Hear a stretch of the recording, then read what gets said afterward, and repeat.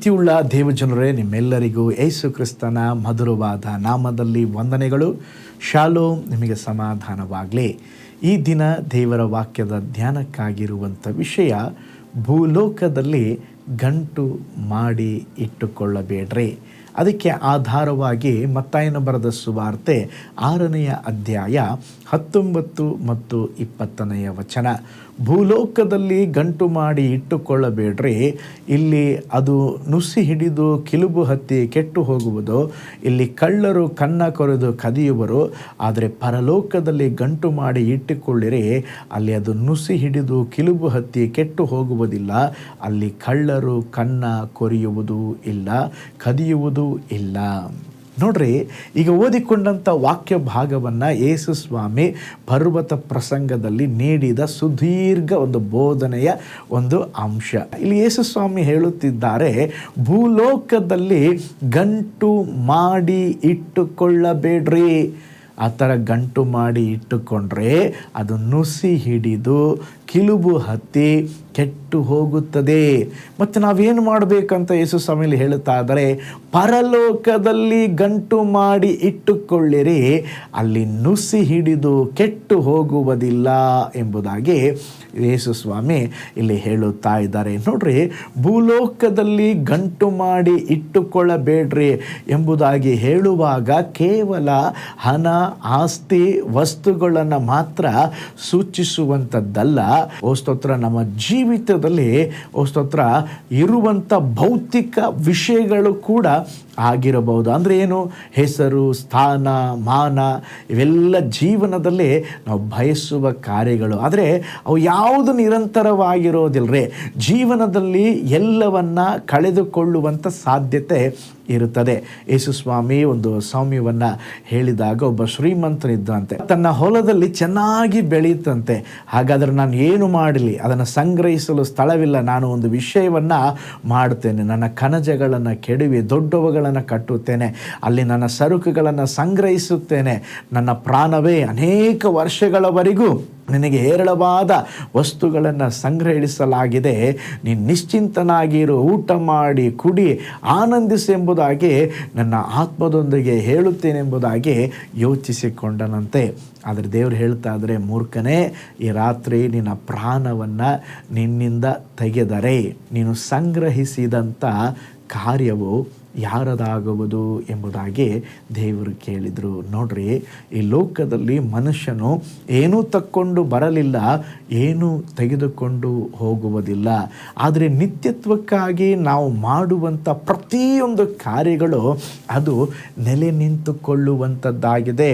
ಒಬ್ಬ ಕೋಟ್ಯಾಧಿಪತಿ ಇದ್ದರೆ ತಮ್ಮ ಬಳಿ ಎಷ್ಟು ಕೋಟಿ ರೂಪಾಯಿಗಳಿದೆ ಎಂಬುದಾಗಿ ತೋರಿಸಲಿಕ್ಕೆ ಒಂದು ದೊಡ್ಡ ಒಂದು ಅರಮನೆಯನ್ನೇ ಕಟ್ಟಿದ್ರಂತೆ. ಆದರೂ ಕೂಡ ಒಳಗಡೆ ಅವರಿಗೆ ಇನ್ನೂ ಹಣದ ಆಸೆ, ಅದನ್ನು ಮಾಡಬೇಕು, ಹೆಚ್ಚು ಸಂಪಾದನೆ ಮಾಡಬೇಕು, ಕೀರ್ತಿ ಗಳಿಸಬೇಕೆಂಬುದಾಗಿ ಒಂದು ಸಾರಿ ಸೇವಕರನ್ನು ಮನೆಗೆ ಕರೆಸಿಕೊಂಡು ಅವರ ಬಳಿ ಬರೀ ಹೊಗಳಿ ಮಾತನಾಡ್ತಾ ಇದ್ರಂತೆ.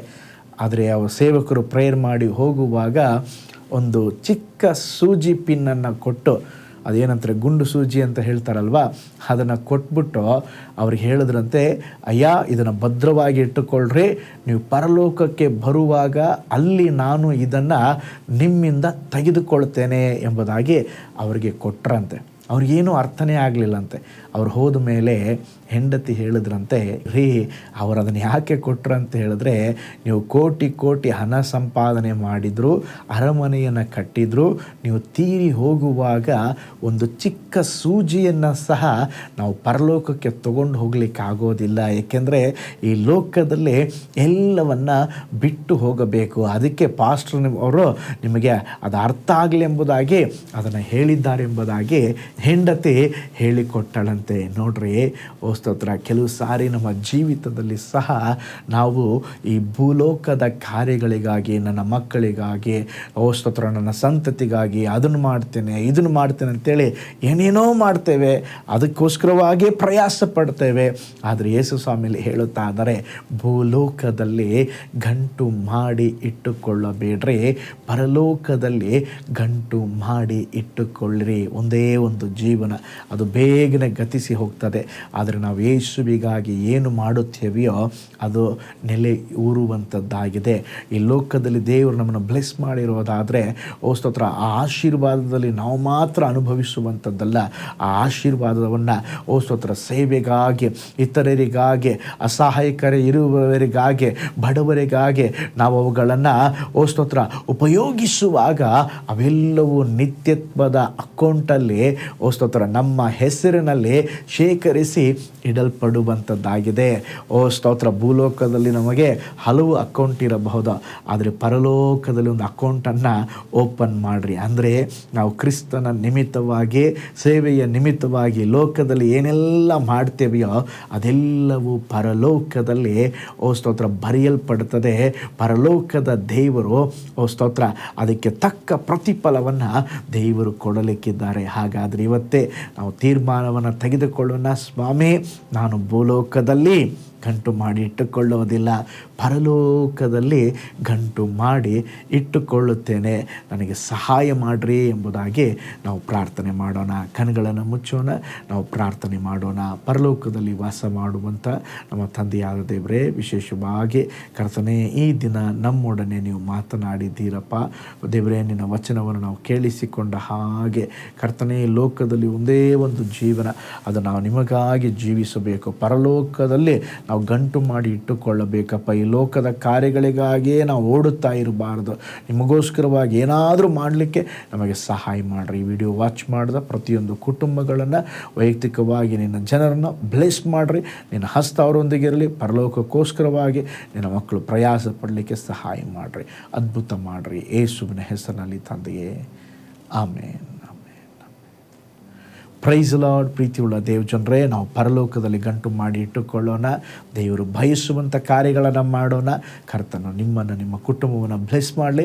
ನಾಳೆ ಮತ್ತೊಂದು ದೈನಂದಿನ ಜ್ಞಾನದಲ್ಲಿ ನಾನು ನಿಮ್ಮನ್ನು ಸಂಧಿಸ್ತೇನೆ. ನಾನು ನಿಮ್ಮ ಪ್ರೀತಿಯ ಸೇವಕ pastor Paul Joy. God bless you.